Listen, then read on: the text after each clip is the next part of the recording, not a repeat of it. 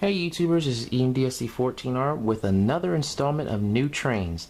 This is New Trains Part 22. I know you guys are saying, my goodness, how many trains did you buy? Well, I bought enough to make 3 installments. That's a lot. Let's get started with Part 22. Now you're looking at this and you're saying, oh my god, it's a 70 tonner. Yes, I finally bought a GE 70 tonner. This is my very first one in my collection. It's brand spanking new, and of course it's Southern Pacific. It's actually the first Southern Pacific engine I've bought in a long time. It's a Bachmann, it's DCC ready, and it's an exceptional runner, great puller.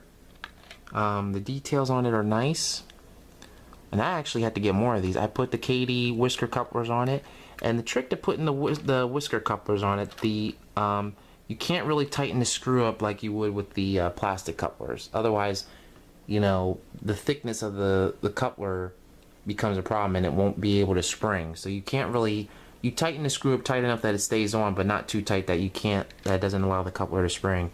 It does have the coupler lift bar on here, among other things. Very nice. And then the next car is my Sunoco tank car. This is my very first Sunoco tank car in my collection. You don't really see too many Sunoco tank cars. This is an Athearn kit. I put the 36 wheels on it, and I put the undershank couplers on both ends.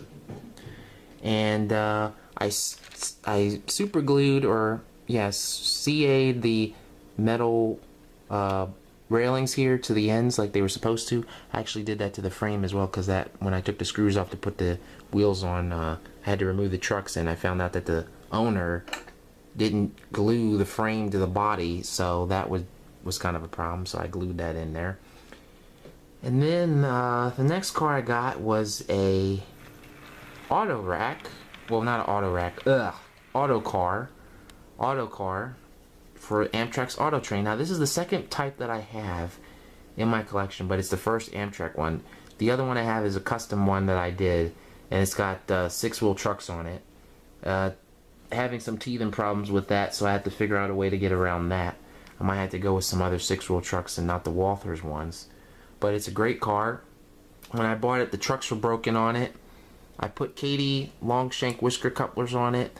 I used my coupler height checker. Every time I add a coupler onto a locomotive or car, I always double check the height to be sure. You want to do that so that all your equipment runs together. The car is exceptionally detailed. This is brand spanking new. This was also owned by the same guy that has the Horizon Fleet coaches, which are in the back.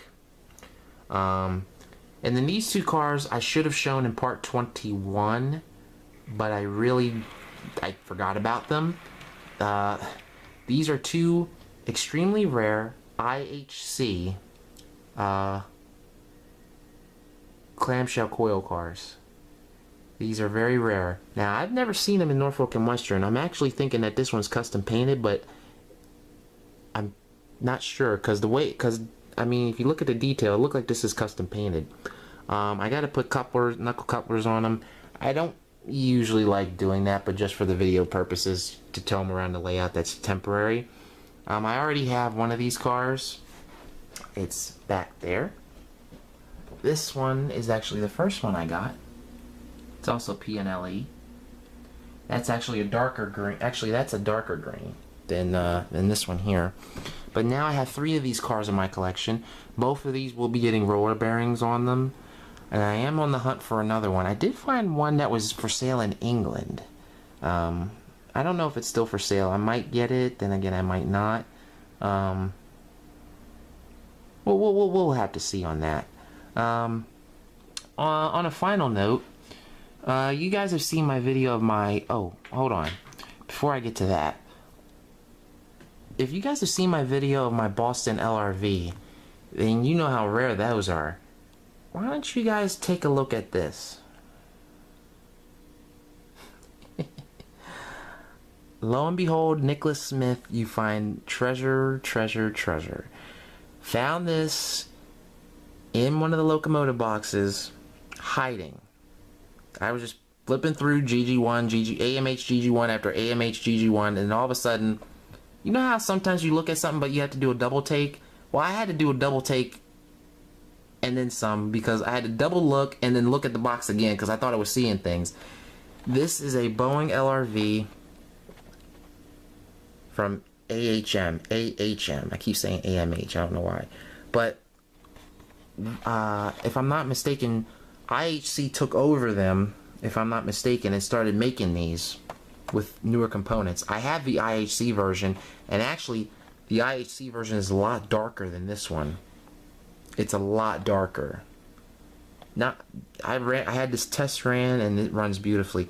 I need to find my other one. I have it in a box somewhere, but I have two of them now, so that's good. And it comes with the original paperwork inside the box. I checked all that original paperwork. The box is in good shape. See, it says Boeing LRV trolley. It came from, okay, so the MBTA. Oh, they came in different numbers, didn't they? Yeah, they came in different numbers. Okay. But yeah, IHC made them after AHM got taken over by them. So really happy to get one of them. If I can find another one or another two, that'd be fine. But those are extremely hard to get. Extremely hard to get. I think Bowser made a conversion kit for these with a cast metal frame, and you can put and the frame, if I'm not mistaken, there's two motors in it. Correct me if I'm wrong, but I think I'm right on that, but I'm not sure. But I remember seeing it on their website a long time ago. And last but not least, if you guys have seen my ice train video, my ICE3 video from Pico, you would have probably seen this car here. Now the German ICE3 train, that's an 8-car train.